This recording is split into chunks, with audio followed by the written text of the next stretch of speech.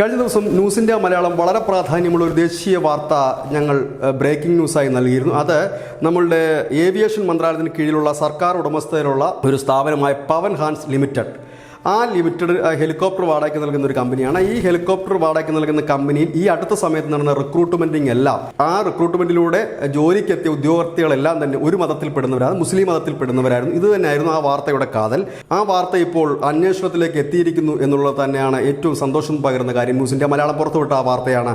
ആ വാർത്ത മറ്റ് ദേശീയ മാധ്യമങ്ങളും ഏറ്റെടുത്തു. ഒപ്പം തന്നെ മറ്റു ചിലർ ഈ വാർത്ത ട്രാൻസ്ലേറ്റ് ചെയ്ത് ഈ വാർത്തയുടെ കോപ്പിയടക്കം ഏവിയേഷൻ മന്ത്രാലയത്തിനും മന്ത്രാലയത്തിന് പരാതി നൽകിയിരുന്നു. അതിൻ്റെ അടിസ്ഥാനത്തിൽ അന്വേഷണം ആരംഭിച്ചിരിക്കുന്നു. ആ അന്വേഷണത്തിൽ ചില ഞെട്ടിക്കുന്ന വിവരങ്ങളും കണ്ടെത്തിയിട്ടുണ്ട്. കാരണം ജാമിയ മിലിയ യൂണിവേഴ്സിറ്റിയിൽ നിന്നുള്ള വിദ്യാർത്ഥികളാണ് ഈ റിക്രൂട്ട് ചെയ്യപ്പെട്ട വിദ്യാർത്ഥികളെല്ലാം തന്നെ. അവരെല്ലാം ഒരു സമുദായത്തിൽപ്പെടുന്നതാണ്.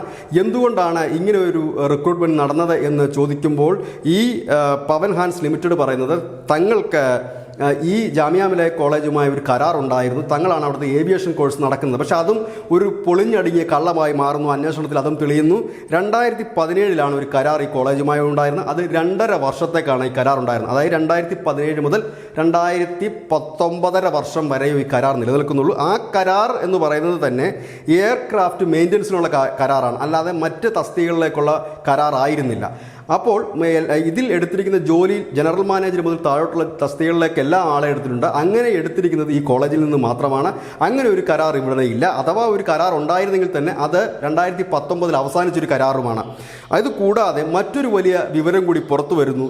ഈ കോഴ്സുകളിലൊന്നും മുസ്ലിം വിഭാഗമല്ലാതെ മറ്റ് വിഭാഗക്കാരും പഠിക്കുന്നില്ലേ എന്നൊരു ചോദ്യവും ഉയർന്നു വരുന്നു. കാരണം മറ്റൊരു കുട്ടിയുടെ പേരും ഇതിലില്ല, മറ്റ് ഉദ്യോഗാർത്ഥികളുടെ പേരും ഇതിലില്ല. അതുകൂടാതെ വളരെ പ്രധാനപ്പെട്ട ഒരു കാര്യം, SC ST സംവരണം ചെയ്ത സീറ്റ് പോലും ഈ കോഴ്സുകൾക്ക് നൽകിയിട്ടില്ല എന്നും ഇതിൽ നിന്ന് വ്യക്തമാകുന്നു. കാരണം സർക്കാരിൻ്റെ സാമ്പത്തിക സഹായത്തോടെ നടന്നു പോകുന്ന ഒരു യൂണിവേഴ്സിറ്റിയാണ് ജാമിയ മിലിയ യൂണിവേഴ്സിറ്റി. ഈ കോഴ്സ് നടത്തുന്നത് സർക്കാരിൻ്റെ സാമ്പത്തിക ചിലവിലാണ്. ഇവിടെയാണ് SC ST വിദ്യാർത്ഥികൾക്ക് പോലും സംവരണം നൽകാതെ അവിടെ ഒരു വിഭാഗത്തിന് മാത്രം സംവരണം നൽകി പഠിപ്പിക്കുകയായിരുന്നു ഈ കോഴ്സുകളെന്ന ഒരു വലിയ ഒരു സത്യം കൂടി ഇതോടെ പുറത്തു വരുന്നത്, ഈ അന്വേഷണത്തിലൂടെ പുറത്തു വരുന്നത്. ഏതായാലും അന്വേഷണം ആരംഭിച്ചിട്ടേ ഉള്ളൂ. ഏവിയേഷൻ മന്ത്രാലയമാണ് അന്വേഷണം ആരംഭിച്ചിരിക്കുന്നത്.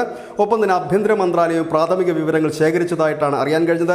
ഏതായാലും ന്യൂസ് ഇന്ത്യ മലയാളത്തിൻ്റെ ഈ വാർത്ത മറ്റ് ദേശീയ മാധ്യമങ്ങളും ഏറ്റെടുത്തതിൽ വളരെയധികം സന്തോഷം തോന്നുന്നു. ഒപ്പം തന്നെ ഈ വാർത്ത അന്വേഷണ പരിധിയിലേക്ക് എത്തിയാലും സന്തോഷം തോന്നുന്നു. അന്വേഷണം പുരോഗമിക്കും തോറും ഇതിൻ്റെ ഫോളോ അപ്പുകൾ ഞങ്ങൾ ജനങ്ങളിൽ എത്തിക്കുന്നതാണ്. ഏതായാലും അത് അന്വേഷണത്തിലേക്ക് എത്തിയിരിക്കുന്നു. News desk news India Malayalam.